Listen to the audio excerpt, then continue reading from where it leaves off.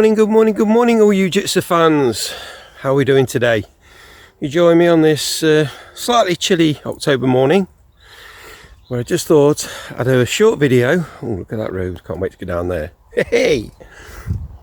On my beautiful bike. I absolutely adore this bike. I've had plenty of GSXRs in the past, all of them been very good. I would recommend anybody to any of them. But this one, wow. So a couple of questions have been asked, and before I do, just hit the subscribe button for us. We've now reached 100 subscribers, which to all the channels is nothing, but to us it's a lot, and I'm really chuffed about it. We haven't been going that long, so thank you for all you subscribers that have subscribed, really appreciate it.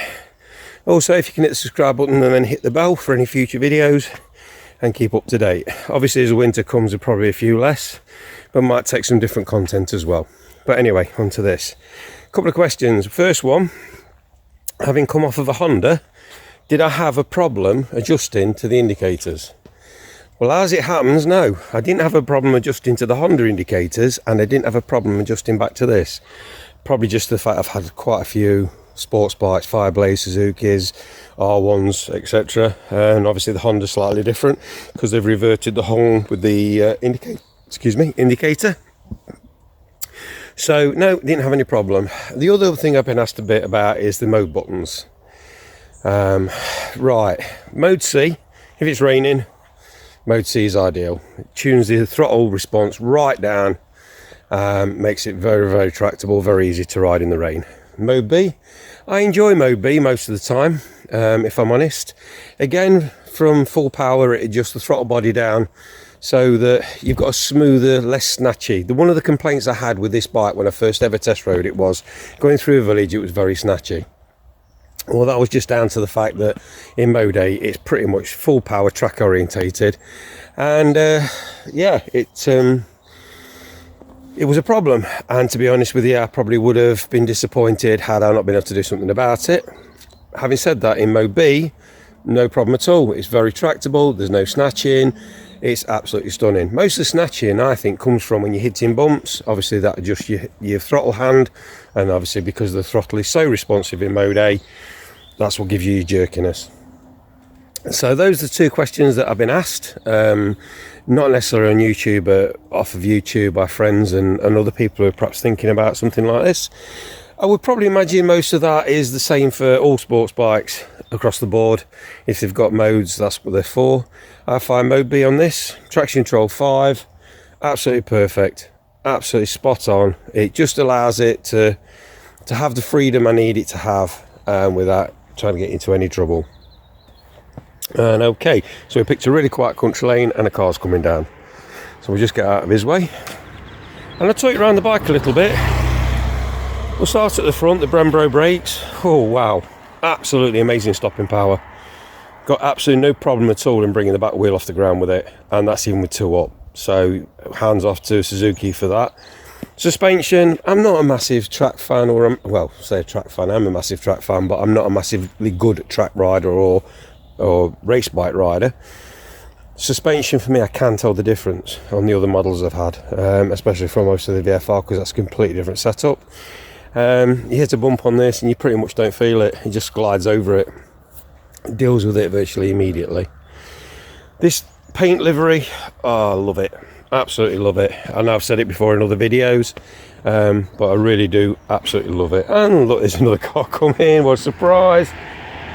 Let's get out of his way as well. We've got the RG crash bungs on this one. It would appear you probably do have to drill the fairing to put them on. I'm not 100% sure about that because I didn't fit them. Excuse me. We've got the arrow exhaust. On the arrow exhaust we have actually put the baffle in. It just stopped it popping and banging really, to be honest with you, and that's pretty much all it did. It doesn't seem to have affected it power wise. I would say, in honesty, maybe, just maybe, it's giving it a bit more back pressure, which might give it a little bit more torque. It's got that much anyway. It's got the LED headlights. Screen I'm thinking about changing. I'm going to put a smoked or a dark screen on it, but that's for the future, probably for next year. Tyres wise, On the tyres, we're running the Michelins, which I've run before on Jitsers, and to be honest with you, I either like Michelins or I like Pirelli Corsas. I'm quite happy with either of those. Don't like Dunlops, just personal. And Bridgestones, I feel, don't give you enough feel. For me, I felt them wash a couple of times when it was completely unnecessary to wash. You just felt it like go, and I went back to see if there was any diesel or anything on the road to do that, and there wasn't. On my K4, when it came from new, it came with Bridgestones on. I think they're BTO 14s. Didn't take me long to put Pirelli Corsas on that. Pretty much of choice, I've always had Pirelli Corsas until my L2, which I had put a set of Michelins on. They were on offer and I bought them. Had them on, and I must admit, I haven't looked back. We've also put new chain and sprockets on this. Standard sprocket, kept the gearing the same, and just changed it for a gold chain instead of the standard silver one that's on it. And I think that's pretty much, we haven't really done anything else to it, apart from enjoy it, which is what I'm going to do now. The reason I'm videoing this at a standstill is because guess what silly twat forgot to put the SD card into the camera this morning. So I rode out, thought, right, start a video, give you a nice riding video because I'm out solo today, and not happening, but never mind, eh? So I just thought I'd bring you this short video, have a little tour around the bike. I don't know if any of you have seen the displays on the L17s if you've got the older Jitsers, but that's it when it starts up, and then it goes from there.